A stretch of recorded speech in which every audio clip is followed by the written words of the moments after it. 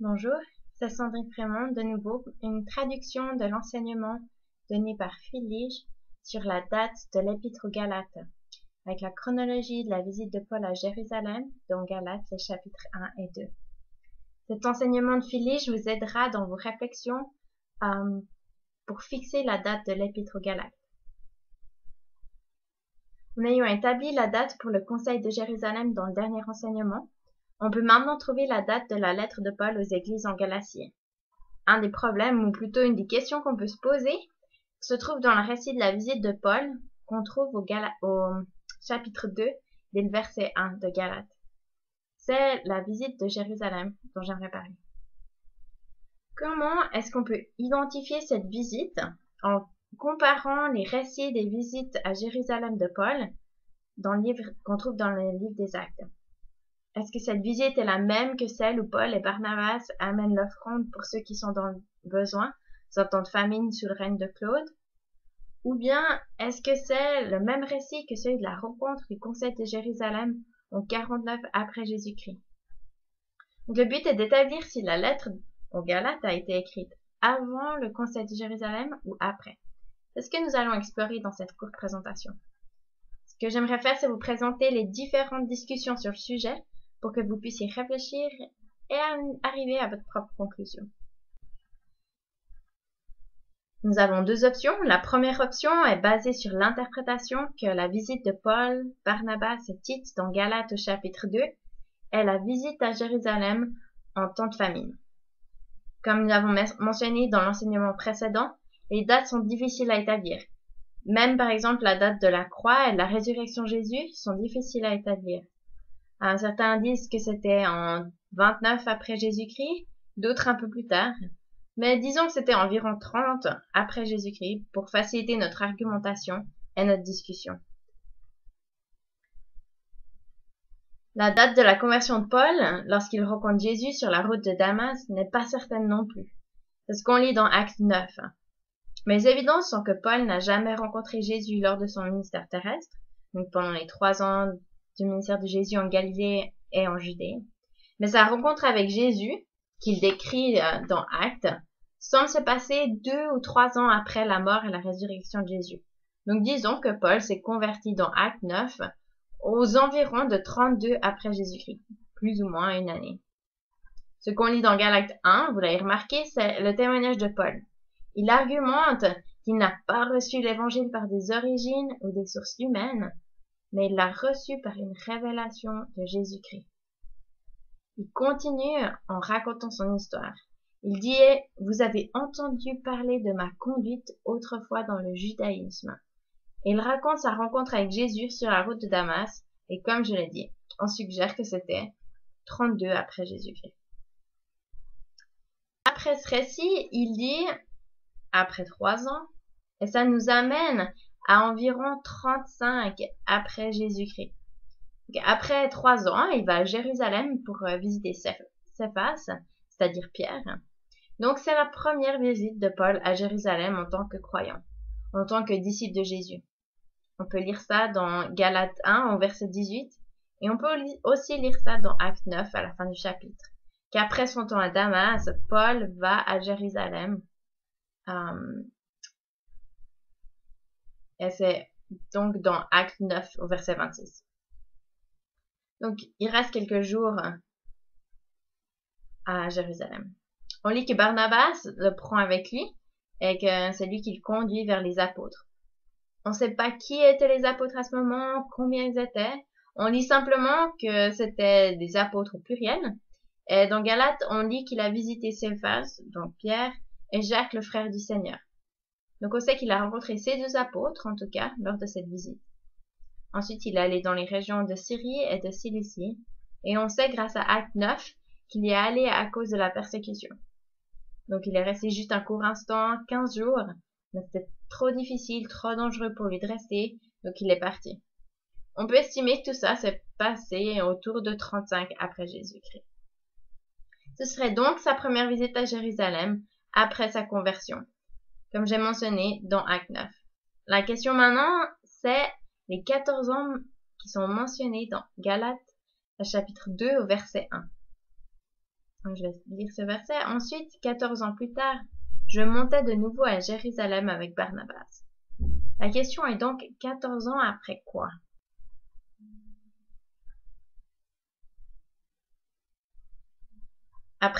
Avec cette première option, les 14 ans sont 14 ans après sa rencontre avec Jésus sur la route de Damas.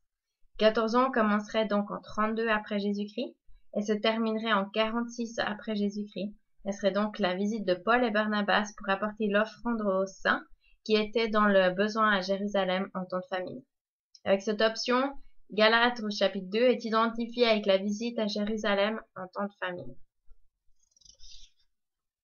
Puis remarquez qu'à la fin de sa discussion sur sa visite dans Galates 2:10, la seule chose que les apôtres leur demandent de faire est qu'ils devaient seulement se souvenir des pauvres. Et Paul dit que c'est ce qu'ils sont empressés de faire. Donc on peut conclure que la visite en temps de famine était cette visite apportée où il a apporté l'offrande. Mais en même temps, Paul va rendre visite aux apôtres et il présente son évangile. Il rencontre Pierre, Jacques et Jean. C'est-à-dire que la lettre aux Galates a pu être écrite avant le Conseil de Jérusalem. Si c'est le cas, alors le prochain événement dont on entend parler dans Galates, au verset 11, lorsque Pierre vient à Antioche et Paul le confronte à cause de ses actions en se séparant des païens, donc ce serait la même chose que ce qui est mentionné dans Actes 15, au premier verset, avec des gens qui viennent de Judée et qui disent si vous ne vous faites pas circoncire selon la coutume de Moïse, vous ne pouvez être sauvés. C'est dans Actes 15 au verset 1. Cet événement serait donc le même que dans Galates 2 au verset 12.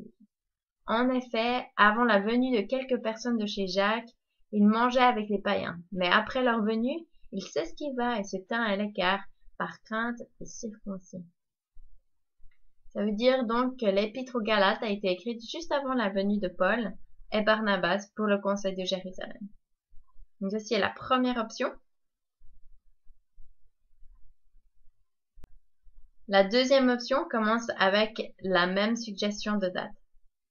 La mort et la résurrection de Jésus en 30 après Jésus-Christ et la conversion de Paul en 32 après Jésus-Christ. Ensuite, après la visite de Jérusalem de Acte 9. Mais ensuite, Galates chapitre 2, les 14 ans plus tard, est vu alors comme après les 3 ans. Donc, 14 ans plus tard nous amène au Conseil de Jérusalem en 49 après Jésus-Christ, comme vous pouvez le voir ici. Certains disent ce passage de cette manière, ils considèrent donc Galates 2 et le Conseil de Jérusalem comme le même événement. Dans ce cas, l'épître aux Galates est donc écrite après le Conseil de Jérusalem. À quel moment après, c'est difficile à dire, il y a plusieurs suggestions. Certains disent peu de temps après, d'autres peut-être un peu plus tard, mais dans tous les cas, après le Conseil de Jérusalem.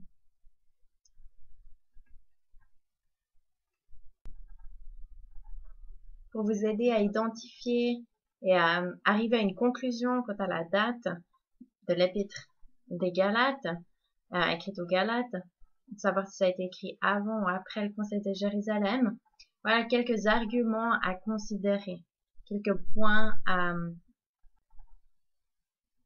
Les points suivants indiquent que la deuxième visite de Jérusalem était la visite en temps de famine, donc c'est avec une conclusion que la date a été écrite, que la lettre a été écrite avant le Conseil de Jérusalem. Donc la première visite est la visite en temps de famine. Pardon, la deuxième visite à Jérusalem est la visite en temps de famine qui est mentionnée dans Actes chapitre 11. Pardon, je me perds un peu dans les slides. Voilà. Dans Actes 16, au verset 4, nous montre que les habitants de Galatie n'avaient pas entendu parler de la décision prise du Conseil de Jérusalem, mais qu'ils en avaient besoin. En passant par les villes, ils transmettaient les décisions prises par les apôtres et les anciens de Jérusalem afin qu'on les observe. On sait que c'était dans la province de Galatie que Derbe, Lystre et Iconium sont tous nommés ici. Donc si la lettre elle avait été écrite juste après le Conseil de Jérusalem, Paul aurait dû le mentionner. Donc ça, c'est un des autres arguments qu'il y a. Un autre point est que Paul cherchait à donner un retour précis de son temps avec les responsables à Jérusalem. Donc chaque visite semble importante. Vous aurez remarqué que dans Galates 1 au verset 20, il dit « En vous écrivant cela, voici, devant Dieu, je ne mens pas. Je me rendis ensuite dans les contrées de la Syrie et de la Cilicie. » Et ainsi de suite. Donc, en d'autres termes, il semble qu'il est clair qu'il n'est pas allé à Jérusalem. Son évangile n'est pas venu d'humains. Il n'est pas un produit ou un disciple des apôtres de Jérusalem. Au contraire, il a reçu son évangile directement de Jésus par révélation. Et même lorsqu'il est allé à Jérusalem, de nouveau par révélation, pour partager son évangile, les apôtres étaient d'accord avec lui. C'était pas important pour lui. L'évangile qu'il a reçu est un évangile qu'il a reçu du ciel. Et c'est pourquoi le nombre de fois qu'il est allé à Jérusalem est très important. Et il promet même qu'il n'y est pas allé à Jérusalem à aucun autre moment. Il semble que c'est important pour lui. Pourquoi s'il y avait une visite qu'il aurait oublié de mentionner, comme la visite en temps de famine, Paul aurait pu être accusé de tromperie ou de mensonge. Les gens pourraient lui dire « Mais t'es allé à Jérusalem une autre fois » ou « T'es allé pourtant de ces deux visites avec Barnabas ». L'argument est donc que Paul est correct dans le nombre de visites qu'il mentionne. Donc Galates 2, il dit que Paul est allé à Jérusalem par révélation, et peut-être que cette révélation, c'est la parole prophétique à propos de la famine mentionnée dans Actes 11, au verset 27 à 30. C'est ça qui l'aurait amené à aller à Jérusalem. Enfin, c'est une des possibilités. L'incident avec Pierre, qui est mentionné dans Galates 2 au verset 11, ne s'est sûrement pas passé après le conseil de Jérusalem et après que la lettre avec la décision du conseil ait été envoyée à Antioche. Donc cet incident avec Pierre doit s'être produit avant le conseil de Jérusalem. Pierre était une des voix fortes lors du conseil de Jérusalem dans l'argumentation que les païens n'avaient pas besoin d'obéir à la loi de Moïse et d'être circoncis pour être sauvés. Donc il y a peu de chances qu'après le conseil, Pierre ait été intimidé à Antioche par les enseignants de Jérusalem au point où il serait retiré des païens.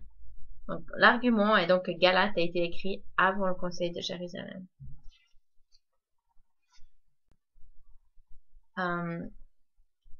Une autre évidence, la mention des quelques hommes dans Galates 2 au verset 12 semble correspondre aux quelques hommes dans Actes 15 au verset 1 et 15 verset 24. Donc Galates 2, Paul place l'évangile en inspection par les apôtres à Jérusalem à cause de la parole du Seigneur, probablement, très certainement avec un désir d'unité entre l'église païenne et l'église juive. Alors que dans Actes 15, ils sont pas vraiment présentés son évangile, mais il argumente la justesse de sa compréhension de l'évangile. Donc on a deux atmosphères qui sont différentes, une pour défendre l'unité et une autre plus pour une bataille pour défendre les païens contre une invasion des judaïsants. Les points suivants ont été identifiés pour montrer la visite à Jérusalem dans Galates 2 comme étant la visite du conseil de Jérusalem dans Actes 15. Donc ça veut dire qu'on est dans l'option numéro 2. Les 14 ans après les 14 ans, on arrive en 49 après Jésus-Christ. Les points suivants ont été remarqués pour soutenir la deuxième option. Premièrement, il y a beaucoup de points similaires. Les gens qui tiennent cette position. On a par exemple la géographie qui est la même, la mention de Antioche et Jérusalem. On a le laps de temps qui est le même, plus ou moins, en tout cas il est consistant. Et les participants sont les mêmes, c'est-à-dire qu'on a les légalistes qui sèment le trouble, on a Paul et Barnabas qui représentent Antioche, et on a Pierre, Jacques à Jérusalem. Donc les acteurs, les gens sont les mêmes. Et le résultat est le même. On arrive à une victoire de Paul dans les deux cas.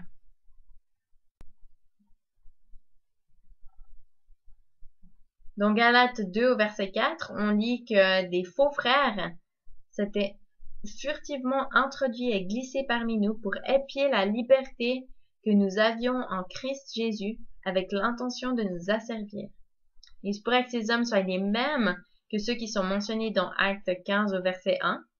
Si c'est le cas, alors ils se sont aussi introduits dans l'église d'Antioche pour épier leur liberté, et il se peut qu'il y ait donc une connexion à ce niveau-là. Les objections contre cette vue, contre la vue que j'ai mentionnée avant, qui soutient donc la première option, peut être facilement répondues. La première est qu'il y avait une rencontre publique et une rencontre privée. Ça, c'était le premier point. Et la réponse est simplement que lorsqu'ils sont allés à Jérusalem, il y a eu 2 rencontres. Avant de rencontrer les apôtres publiquement, Paul et Barnabas les ont rencontrés en privé, ils ont discuté de tout ça en privé, et ensuite ils ont eu une rencontre publique pour parler de tout ça. À cause du but de Galates et d'Actes, les auteurs réciproques de l'épître aux Galates et du livre des Actes des Apôtres ne pensent pas que c'est important de mentionner l'autre rencontre, mais seulement la rencontre qui serve à leur but. Tite, par exemple, n'est pas mentionné dans Actes parce qu'il n'est pas important dans le but de Luc en écrivant ce récit. C'est intéressant d'ailleurs de remarquer que Tite est seulement mentionné dans les épîtres et jamais dans Actes.